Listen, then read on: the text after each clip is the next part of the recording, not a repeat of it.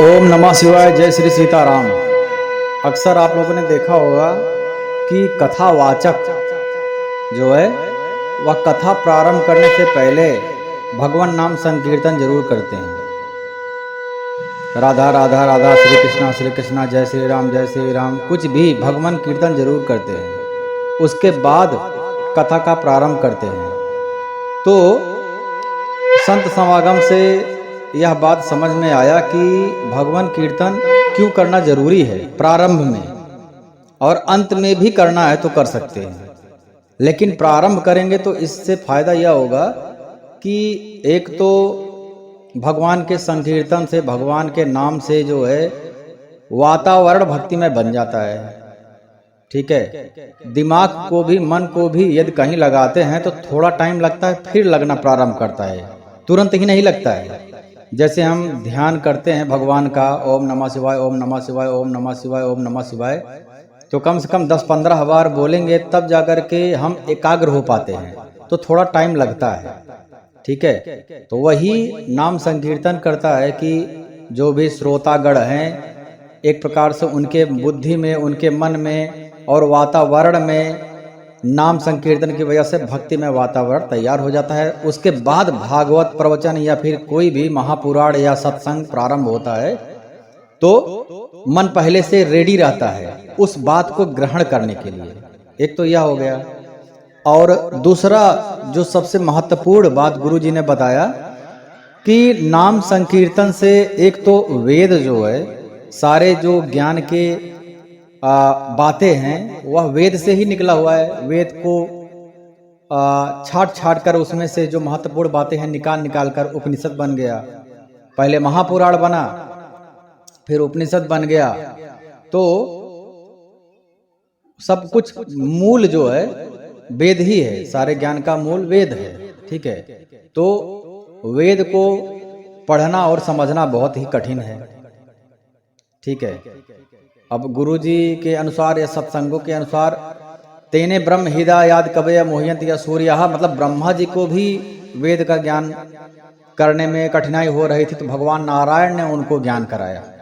ठीक है, तो जब ब्रह्मा जी आदि जो है वेद को ठीक ठीक अर्थ नहीं समझ पाते हैं और श्री रामचरितमानस में भगवान महादेव जी माता पार्वती को समझाते हुए कहते हैं कि श्री रामचंद्र जी के जन्म लेने का जो उद्देश्य है वह मुझे नहीं पता है।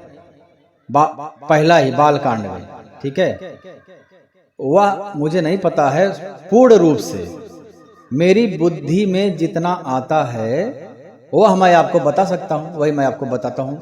तो जितने भी कारण हैं भगवान श्री रामचंद्र जी के धरती पर आगमन का, उसके अलावा भी बहुत ही अनंत कारण है जो कि महादेव ने भी बता दिया कि मुझे नहीं पता है। हालांकि भक्त ऐसे ही होते हैं, भक्त तो दिखावा नहीं करते हैं। ठीक है, और जो दिखावा करते हैं वह भक्त नहीं होते हैं। तो मूल कारण जो है किसी को नहीं पता है, और तो इसका मेन उद्देश्य यह है कि वेदों का अर्थ किसी को पूर्ण रूप से नहीं पता है। तो इसीलिए तो हरि अनंत, हरि कथा अनंत, जो भी वही भागवत महापुराण है जो कि प्रवचन प्रारंभ होता है, 1 हफ्ते में खत्म हो जाता है। जो भी श्रोतागण है फिर से सुनने जाते हैं, अनंत काल जितना भी मौका मिलता है सुनते हैं, फिर भी उनको तृप्ति नहीं होती, क्योंकि उसका अर्थ ही इतना बड़ा है कि अनंत जन्म लग जाए तब भी तृप्ति नहीं होगी, क्योंकि वेदों का ऐसा अर्थ ही है। महापुराण भी वेदों से ही निकला गया है, तो इसका अर्थ ही बहुत विशाल है। हरि कथा अनंता वही रामचरितमानस है। अनंत बार आप सुनते रहो, आपका कभी भी मन नहीं भरेगा। काकभूषुंडी जी महाराज जो भगवान श्री रामचंद्र जी का ही प्रवचन करते हैं दिनों रात, चारों युगों तक, उनका प्रवचन कभी खत्म ही नहीं होता है। और प्रवचन सुनने के लिए बड़े बड़े आदि कवि, बड़े बड़े संत महात्मा, भगवान स्वयं महादेव जी, सप्तऋषि, बड़े बड़े महात्मा अभी सुनने आते हैं। अभी अगर पूछा जाए क्या ऋषियों को ज्ञान नहीं है रामचरितमानस क्या है? ठीक है, ज्ञान है उनको, लेकिन वह अनंत है। उसी एक एक चौपाई में इतने अर्थ निकलेंगे कि उसको जितना बुद्धि में आ रहा है बताते चलो, वह कभी खत्म ही नहीं होगा। तो कहने का पूरा भाव यह है कि भगवान की भक्ति का जितना ही प्रसार होता है, जितना भी प्रवचन होता है, वह कम है। ठीक है, तो मानव बुद्धि जब भगवान ही हाथ ऊपर कर ले, महादेव जी ने हाथ ऊपर कर लिया कि मुझे जितना बुद्धि में आता है मैं उतना ही बता सकता हूँ। ब्रह्मा जी ने हाथ ऊपर कर लिया, मुझे नहीं पता है, भगवान आप ही कृपा करके मुझे वेदों का ज्ञान कराओ। तो मनुष्यों की क्या बात है।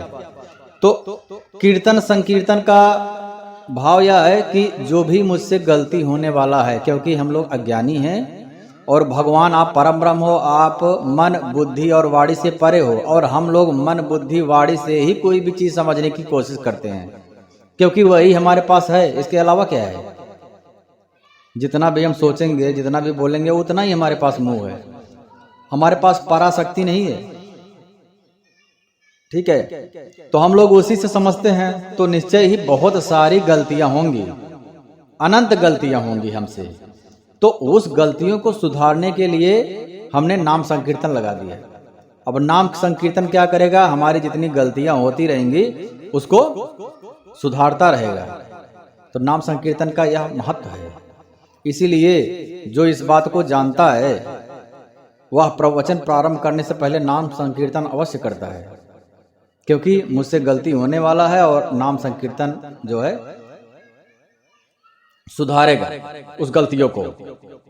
ठीक है, उसका जो गलती का जो पाप है वह नहीं लगेगा, नाम संकीर्तन बचा लेगा। क्योंकि चूंकि नाम सुमिरन ही सबसे बड़ा प्रमुख कारण बताया गया है कलयुग में। यद फलम नास्ति तपसा ना योगेन समाधिना तत्फलम लभते सम्यक कलो केशव कीर्तनात्। कलयुग केवल नाम आधारा, सुमिर सुमिर नर उतरे पारा। उल्टा अक्षर जपत जग जाना, बाल्मीक भय ब्रह्म समाना। नामदेव जी, सब नाम ही तो है, सब तुलसीदास जी किसका नाम, हर कोई नाम, हनुमान जी, पूरा खेल नाम का ही है। तो नाम संकीर्तन का बहुत ही बड़ा महिमा है। कहो कहाँ लगी नाम बड़ाई, राम न सकहि नाम गुण गाई। श्री रामचंद्र जी भी अपनी नाम की महिमा को नहीं बता सकते हैं। पहाड़ के छोटे छोटे पत्थर के ऊपर नाम ही लिखा गया था और वो तैरने लगे, और श्री रामचंद्र जी ने नाम नहीं लिखा और फेंक दिया और वो पत्थर डूब गया। नाम की महिमा बहुत है।